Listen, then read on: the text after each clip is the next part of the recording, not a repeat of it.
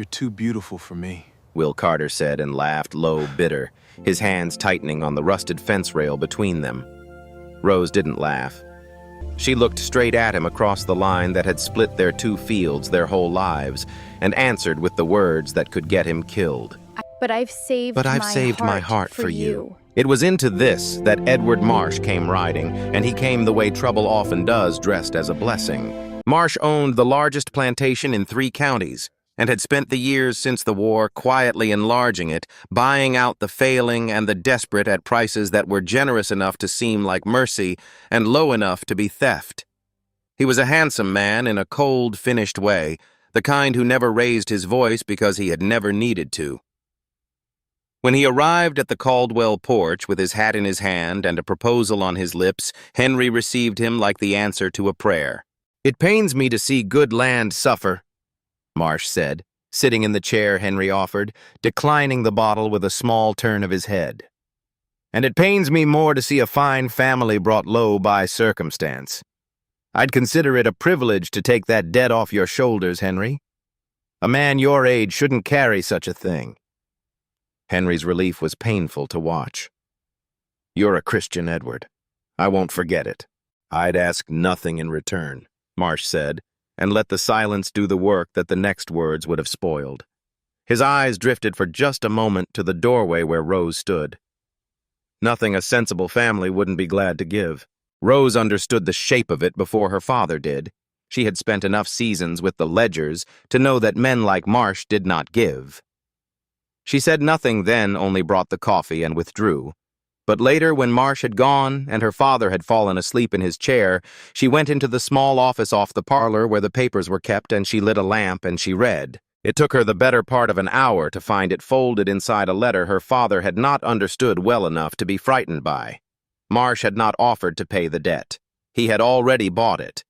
Sometime in the spring, while Henry was telling himself that things might yet turn, the note had quietly changed hands, and the man who now held it was the same man sitting on their porch talking about mercy.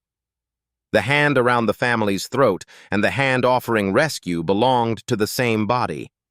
Whatever happened to the Caldwell land, whatever happened to Rose, would happen at Edward Marsh's pleasure, and he had arranged it so that saying no would cost them everything. She sat with the lamp burning low, and the truth settling into her like cold water finding the bottom of a well. Then she folded the letter exactly as she had found it, put it back, and blew out the light. She did not wake her father. There was nothing he could do with the knowledge except despair, and despair was the one thing they could not afford. The summer agricultural fair came at the height of the season when the whole county gathered at the fairgrounds outside town to weigh their best against their neighbors, and pretend for a day that the hard years had not happened. There were pies and preserves under the long awning livestock, penned and judged, and at the center of it all, the cotton table where samples were laid out and graded, and where a man's standing could rise or fall on the quality of what his land had produced. Marsh came to the fair as a king comes to a province he intends to inherit. He arrived with Rose on his arm, having called for her that morning in a way her father could not refuse, and he wore her there like a watch chain, something polished to be seen. He guided her through the crowd with a proprietary hand at her elbow, nodding to the men who deferred to him, and the message was unmistakable to everyone who saw it. Rose Caldwell, who had turned down every suitor the county could offer, who had been called proud and cold and a fool for it, had at last been claimed by the one man no one would dare to compete with. The whispers that followed her now were of a different kind than the ones she was used to, and she walked through them with her chin level and her face giving away nothing, because she had learned that too. She kept her eyes from the fence line of the crowd where she knew Will would be standing, and she failed the way she always failed, and found him. A black farmer, a planter's daughter. Reconstruction-era Texas, where a love like theirs wasn't just forbidden, it was deadly. She'd turned down every rich man in the county. Tonight, they'd all learn why. Tom.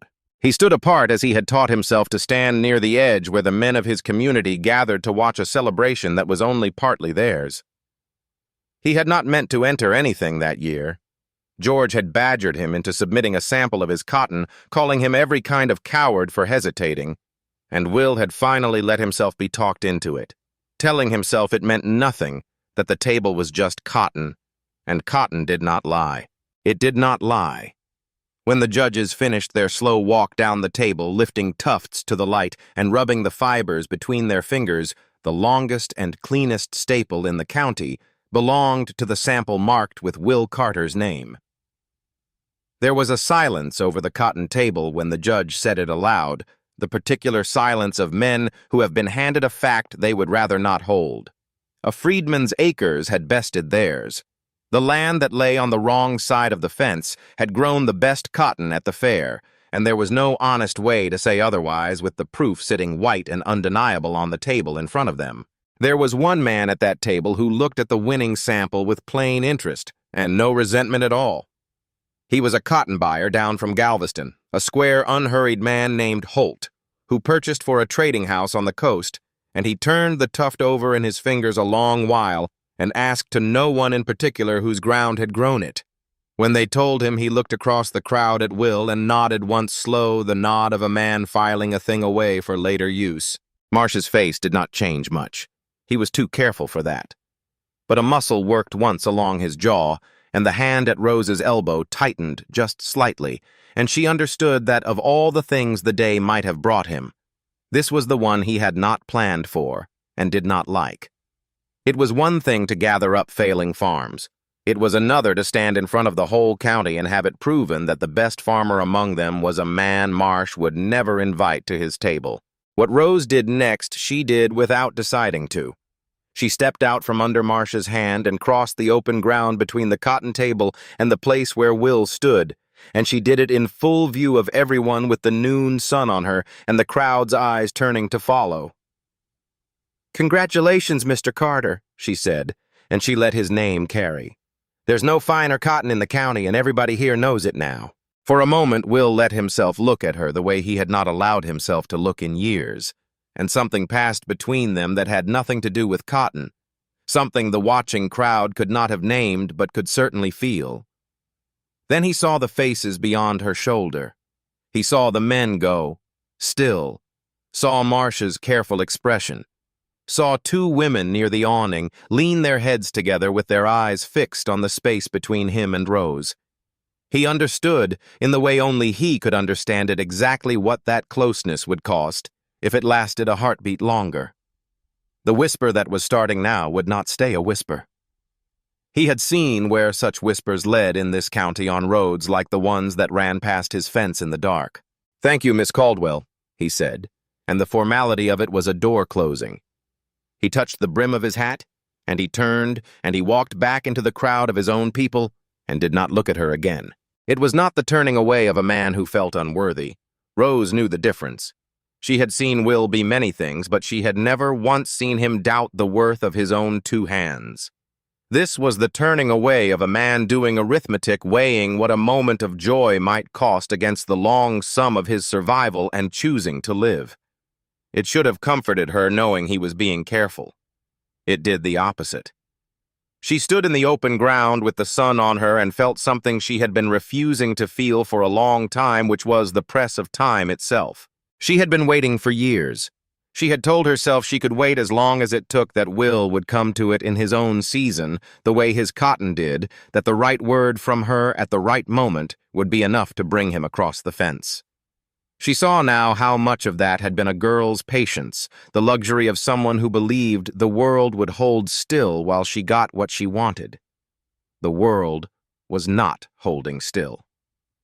Her father's debt sat in Edward Marsh's strongbox, due at the end of a season that was already half spent. Marsh had walked her through that fair like a man taking inventory of what would soon be his, and the longer Will did his careful arithmetic and chose to live without her, the closer the day came when there would be nothing left for either of them to choose. That evening she stood at her window and looked across the dark fields to the single lamp burning in the Carter house the way she had stood at that window half her life. The fence was invisible now, swallowed by the night, but she knew exactly where it ran.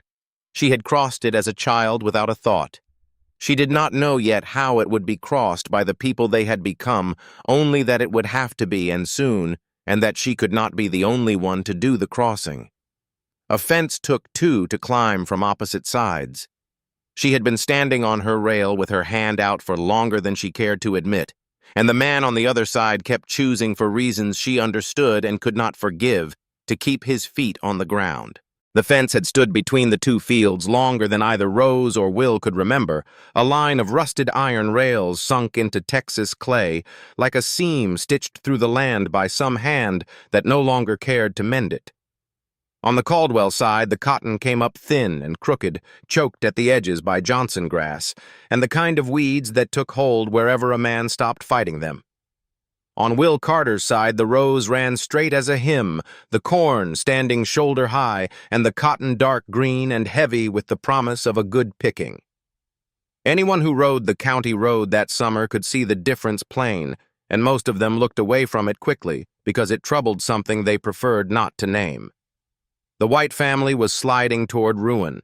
The black man's acres were thriving, and the only thing dividing the two was a fence a child could climb. She let the curtain fall. Down the hall, her father coughed in his sleep, and somewhere out past the dark line of the oak, a dog barked once and went quiet. The season was turning. Whatever was going to happen would happen before the cotton came in, and Rose Caldwell, who had spent so long being patient, lay awake a long time, understanding that patience was a thing she could no longer afford. The morning after the fair, Henry Caldwell found his daughter in the office off the parlor, already bent over the ledgers in the gray light before breakfast, and he stood in the doorway a long while before he could make himself say what he had come to say. "You're going to wear those books out looking at them so hard," he said at last. "They don't say anything different in the morning than they said the night before." Rose did not look up. "They say we have until the cotton's in. After that, they stop saying anything at all." "Ah." He came into the little room and lowered himself into the second chair, and she saw how the night had used him, the broken sleep, and the bottle, and the worry all sitting in the loose skin under his eyes. When he reached for her hand on the desk, she let him take it, though it cost her something to sit still for it. "Rose." His voice had the careful gentleness of a man laying down a thing he knew was heavy. "Edward Marsh is not a young woman's dream. I know that. I'm old girl, I'm not blind. But he is a way through. He is the only way through I can see, and I have lain awake and looked at every road out of this, and they all close but the one." "You've looked," she said. "I've read. There's a difference between the two." "Then you know what I know. We owe more than the place is worth in a bad year, and every year's been a bad year. He'd make all of it go away with the stroke of a pen and call it a wedding gift. That's not nothing, Rose. That's a roof over your head when I'm gone, and I'm going to be gone sooner than either of us likes to say." She wanted very badly to tell him the truth she had found folded inside his own letter, that the man offering to make the debt vanish was the man who had bought it precisely so that it could not vanish without his leave. But she looked at his face, at the thin thread of hope he was holding to, like a man holding to a rail above deep water, and she understood that the truth would not free him. It would only take the rail away. So she kept it the way she had kept it in the dark, with the lamp burning low, and she said instead, the only thing that was both true and bearable, "I haven't said no to you, Papa. I've only said the books say we have time. Let me have the time." He patted her hand and rose satisfied with less than he had wanted, the way tired men learn to be, and left her alone with the columns that did not change. She did not go to Will to ask his counsel on the farm. She told herself that was why she went, and it was a lie she recognized even as she walked the field road with the dew still heavy on the grass. She went because the weight she was carrying had grown too large to carry past his fence without setting some of it down, and there had never in her life been a season when Will Carter was not the place she set it down. She found him mending the rail at the far corner near the old oak where a post had rotted at the base and leaned. He had his shirt sleeves rolled and his hat pushed back, and he heard her coming and did not stop working. And that was the first wrong note, because in all the years of their lives, Will had always stopped working when she came. "You won the fair," she said by way of crossing the distance. "I don't think I told you proper. Half the county couldn't sleep for it. Cotton won the fair. He drove the new post deeper, his back to her.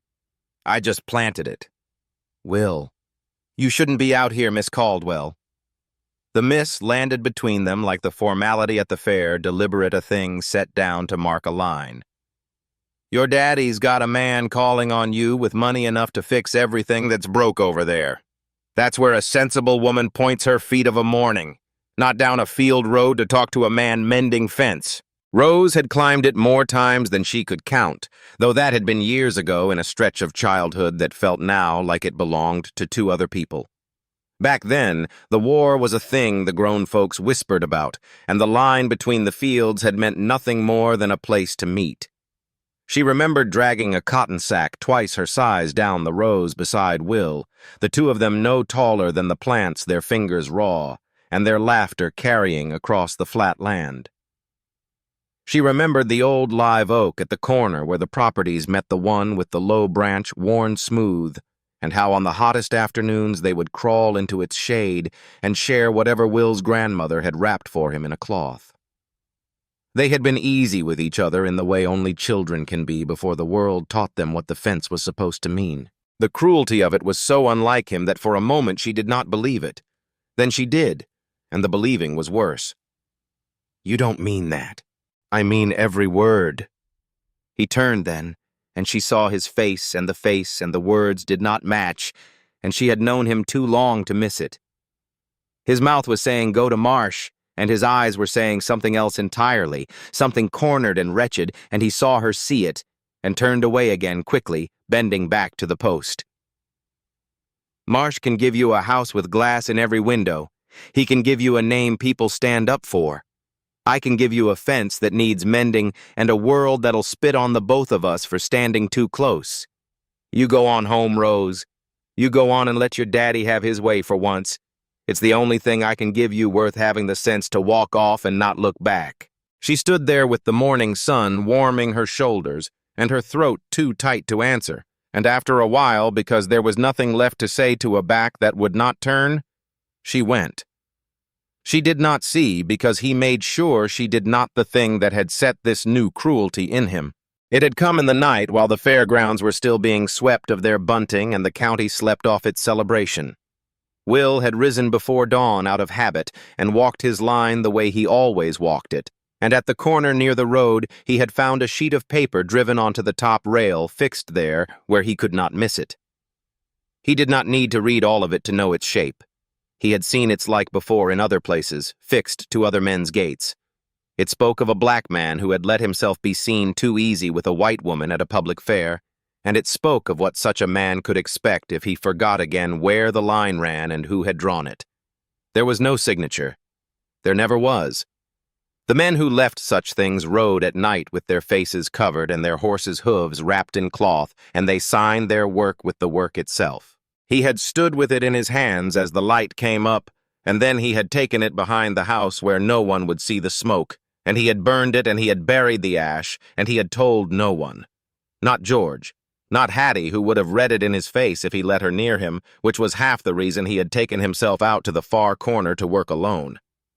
He had decided somewhere in the burning of it that the only way to keep Rose Caldwell alive and whole was to put her so far from him that the men who rode at night would have nothing to ride about. If that meant being cruel to her in the morning light, then he would be cruel, and he would carry the look on her face for the rest of his days as the price of her safety.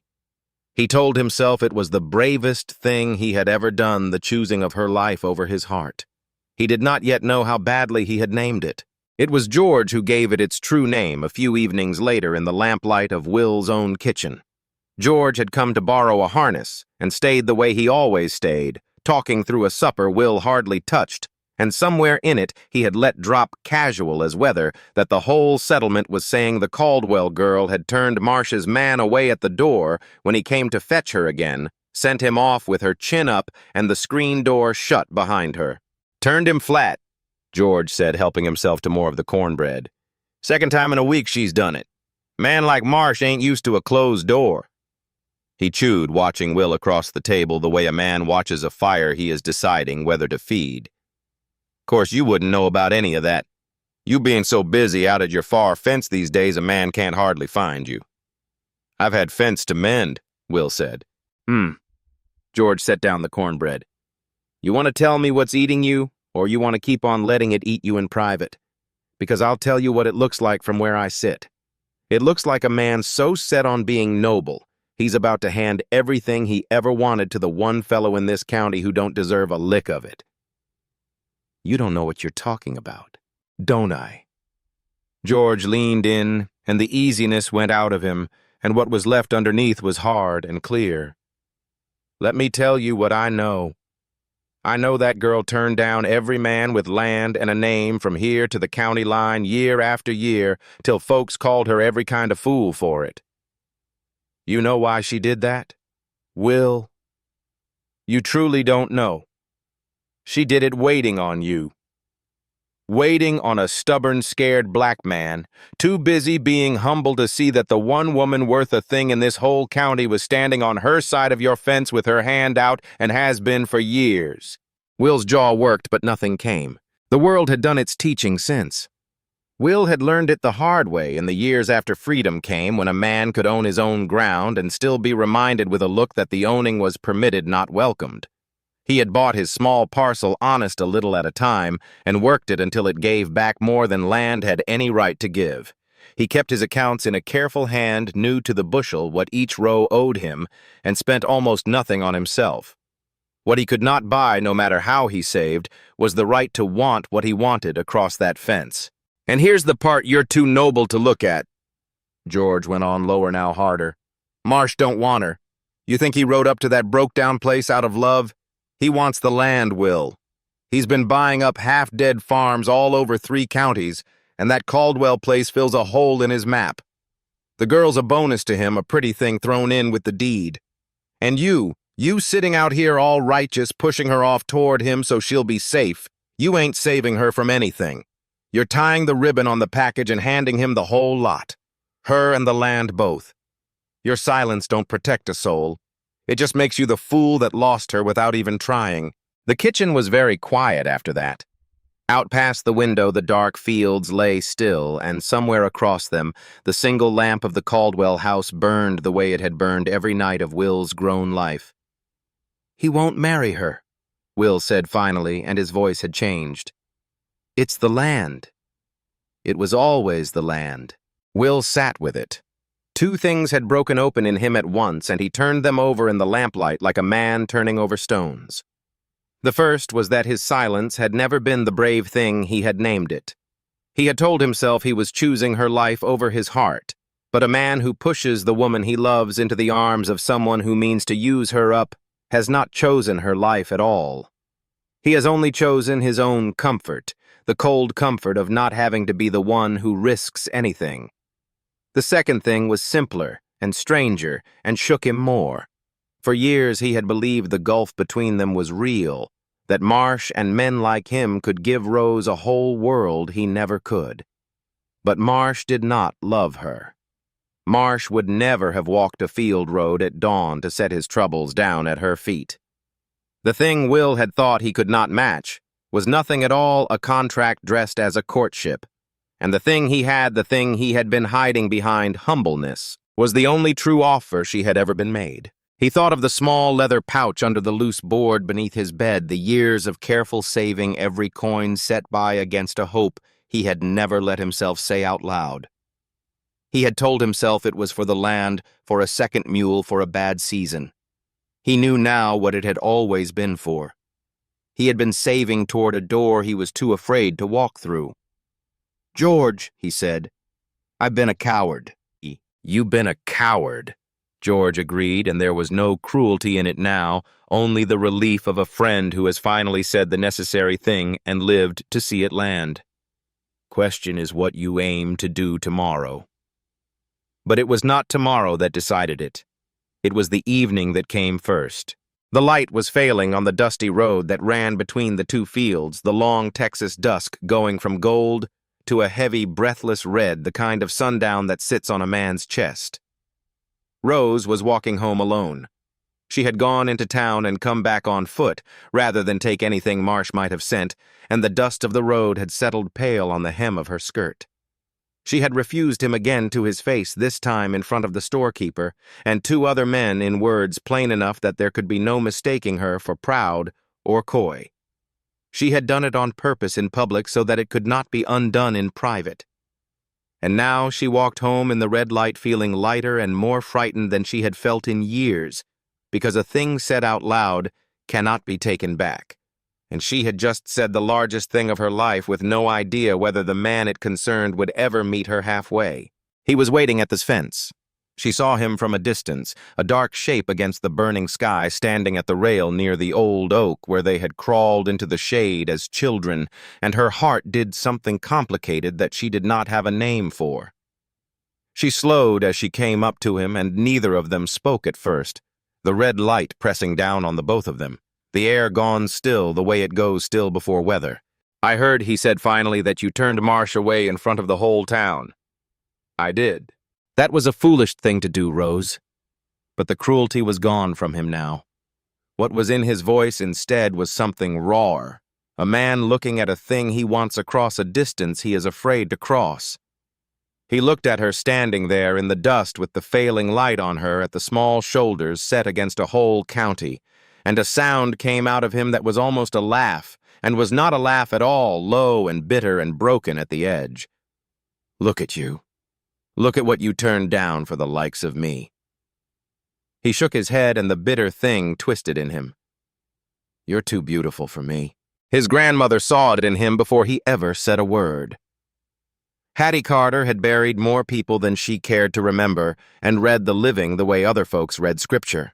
One evening, watching him linger too long at the rail with his eyes on the Caldwell house, she set down the beans she was shelling and spoke without softening it. Rose did not cry. She had promised herself somewhere on that dusty road that whatever happened at this fence, she would not cry because tears would let him call it sentiment and walk away. So she stood with the red light on her face and looked straight into his eyes across the rail, and she said it as plainly as she had refused Marsh in front of the storekeeper as a fact already decided and beyond argument. "But I've saved my heart for you." The words went into him and changed the air. For one held breath, there was nothing in the whole red evening but the 2 of them and the fence and the thing she had just laid down on it, and Will's face came open in a way she had not seen since they were children under the oak, the careful arithmetic falling away all at once. And then far off, beneath the stillness, came the sound that turned the evening cold. Hoofbeats. Several horses moving together on the road that ran along the back of Will's land, and with them, swinging low between the dark trees, the orange smear of torchlight where there should have been no light at all. The riders did not come close. They did not need to. They moved along the edge of his property at an unhurried pace, letting themselves be seen and heard, and at the far corner of his field where the dry grass met the road, one of the lights dipped, and a small fire bloomed in the brush and was left to burn a thing set alight to be noticed and to say without a word what the burned paper in his hands had said a few mornings before. Then the hoofbeats moved on into the dark and were gone, and the little fire crackled at the corner of his land, and the red sundown and the red flame ran together until Will could not tell where one left off. He stood very still with Rose's words still warm in the air, and the smoke beginning to drift toward them, and he understood that the choosing he had thought he could put off until tomorrow had arrived tonight. There was no safe road left. He could turn from her now and live small and careful, and lose her to a man who would use her like a deed, or he could cross the fence in the morning into the full light of a world that had just told him in fire exactly what it would cost. Either way, the price had come due. The only thing left to decide was what he would buy with it. Will did not sleep that night, and he did not run. He sat at his kitchen table with the lamp burning down and the smell of the doused brush fire still on his clothes, and somewhere in the long hours before dawn, the thing that had been broken open in George's lamplight finished setting into a shape he could stand on. By the time the sky grayed at the window, he had pried up the loose board beneath his bed and counted out the leather pouch's contents, by feel the way a man counts a thing he has handled in the dark too many times to need light for. Then he washed at the basin, and he took down the good coat he had worn exactly twice in his life, and he dressed the way a man dresses who has decided to walk into a room and not be turned out of it. Hattie was awake when he came through the front. She looked at the coat and she looked at his face, and she did not ask him where he was going because she had read it already. "They were on the road last night," she said. "I heard them same as you."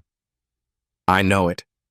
And you're going over there anyhow, in daylight, where every soul in the county can see which house you walked into and which woman you walked in to claim." "I am." She held his eyes a long moment.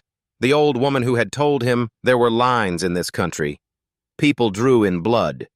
And something in her face shifted that was not quite approval, and was not fear either. "Then go careful," she said, "and go proud. You can't be both careful and a coward at the same time, Will. You spent long enough being the one. See, can you be the other?" She turned back to her stove, and that was her blessing, and he took it, and went out into the morning. He crossed the field road on foot in full view of anyone who cared to look, and he came up the Caldwell drive and onto the porch, and knocked at the front door like a man with business, which he had never once done in his life. It was Rose who opened it, and the sight of him in the good coat with his hat in his hands stopped the breath in her, but she stepped back and let him in, because she understood before a word was spoken what it had cost him to come to the front of the house in daylight, and she would not shame that by leaving him on the step. Henry was at the parlor table, and Edward Marsh was with him. Marsh had come early with papers to press, for the answer he had been promised was coming, and the deed of the Caldwell place lay between them on the table beside a pot of coffee gone cold. When Will Carter walked into that parlor in his good coat, the silence that fell was a heavier cousin of the one that had fallen over the cotton table at the fair. The silence of men handed a fact they would rather not hold. "You've lost your way, boy," Marsh said. He did not raise his voice. He never had needed to. "The fields are out the back." "You were children once," she said. "Children can sit in the same shade and nobody minds. But you're a grown man now, Will, and she's a grown woman, and there are lines in this country that people draw in blood. You best know which side of that fence keeps you breathing." "I know where the fields are, Mr. Marsh. I've grown better cotton on mine than this county's seen in 10 years, and everybody at the fair will tell you so." Will set his hat down on the edge of the table, deliberate the way a man sets down a steak. "I came to talk to Mr. Caldwell about his land and his daughter, and I'd as soon do it in front of you since you've got such an interest in the both of them." Henry came half out of his chair, his face working between outrage and the bleary confusion of a man who had been drinking against his fear since sunup. "Will, you've known this family your whole life? You can't come in here and—" "I can, sir. And I'd ask you to hear me before you put me out." Will reached into the good coat and brought out the pouch, and he laid it on the table beside the deed, and the soft, heavy sound of it landing turned even Marsh's head. "There's the savings of 7 years in there, every coin I could set by since freedom came season on season and never spent. It's not the whole of what you owe, but it's enough to pay down better than half of it today in your hand before noon." The parlor was very still. Henry stared at the pouch as though it might be a trick of the light. "And the rest," Will went on, "the rest I can show you how to make the land itself pay if you'll let it. Your acres and mine run side by side along that fence, Mr. Caldwell. Yours have been dying because there's been no one to work them right, not because the ground's bad. The ground's the same ground as mine, and look what mine does. Put the two together. One holding worked proper your name and mine both on it. I keep my books careful.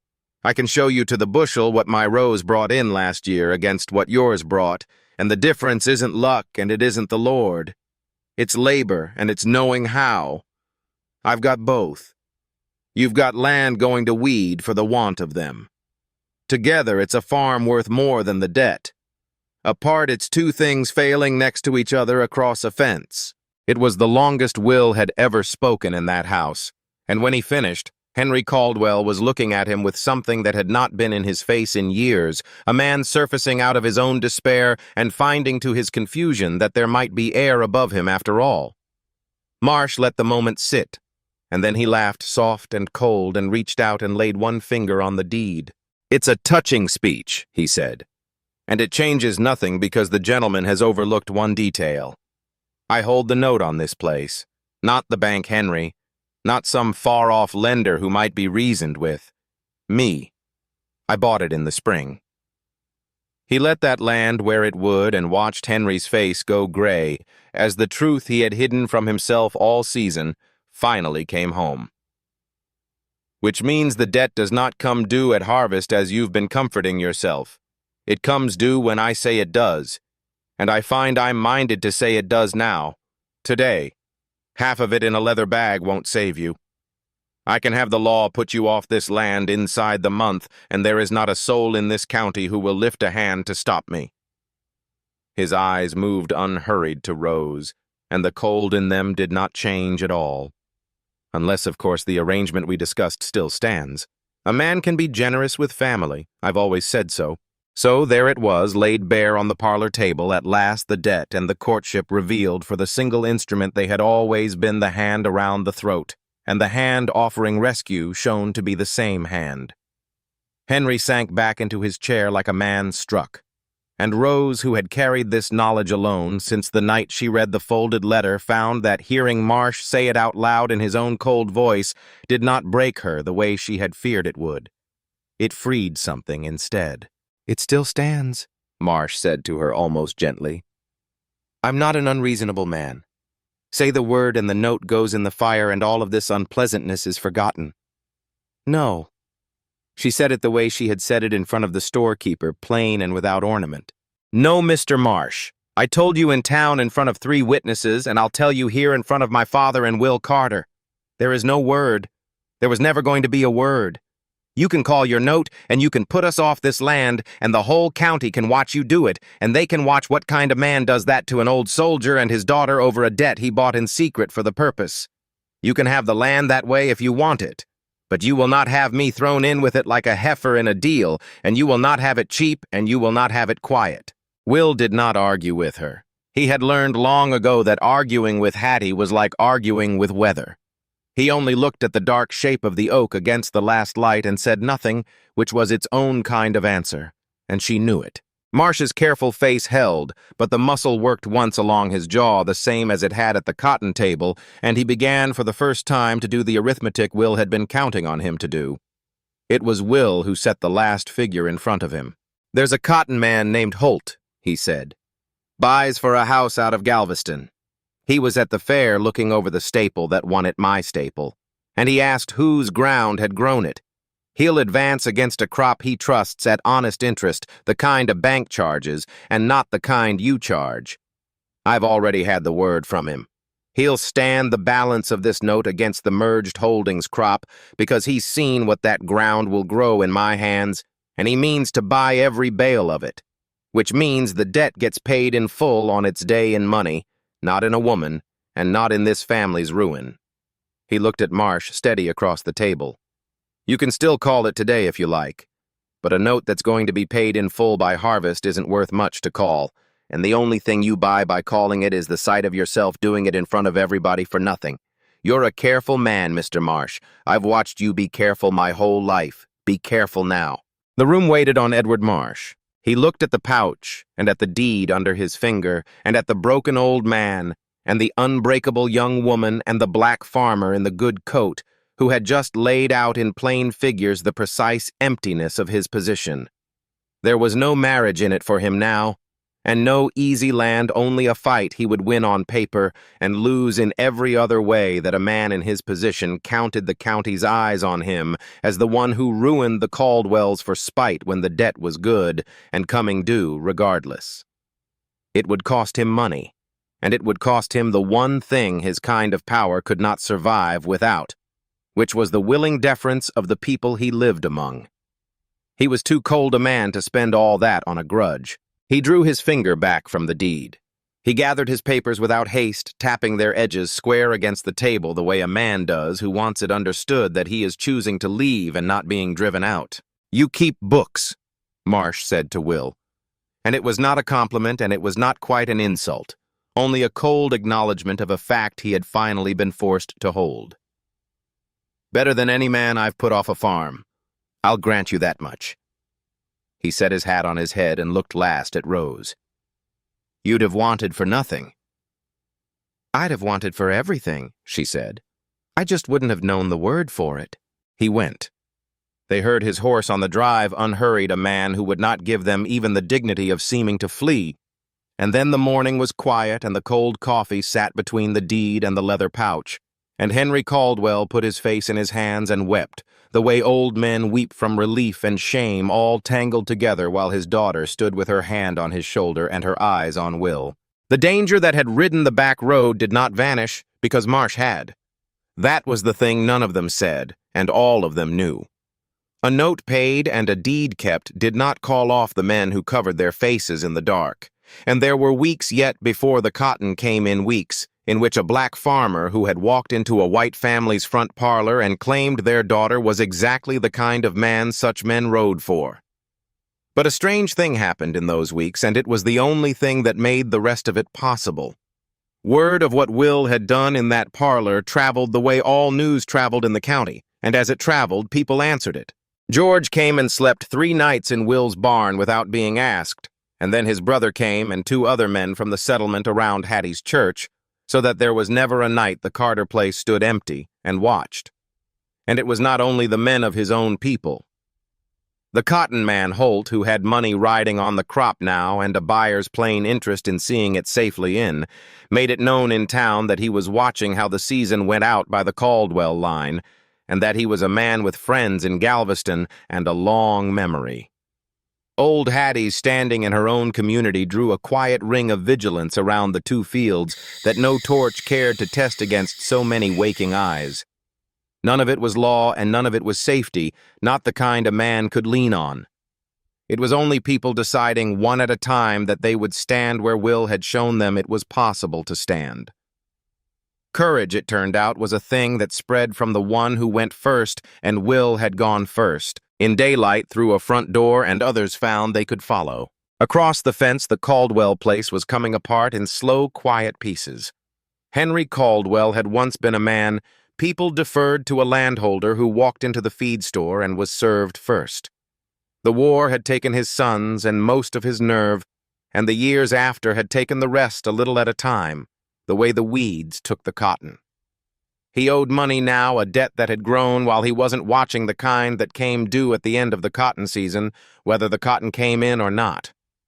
He had taken to sitting on the porch in the afternoons with a bottle and a faraway look, leaving the books and the worry to his daughter, who had grown into the running of the farm because someone had to, and there was no one else. The cotton came in heavy that fall, the way Will had known it would, the merged rows giving up bale after clean bale enough that Holt paid out what he had promised, and the note went to Henry Caldwell to burn in his own hearth, which the old man did with his hands shaking, and Rose watching the paper curl to ash.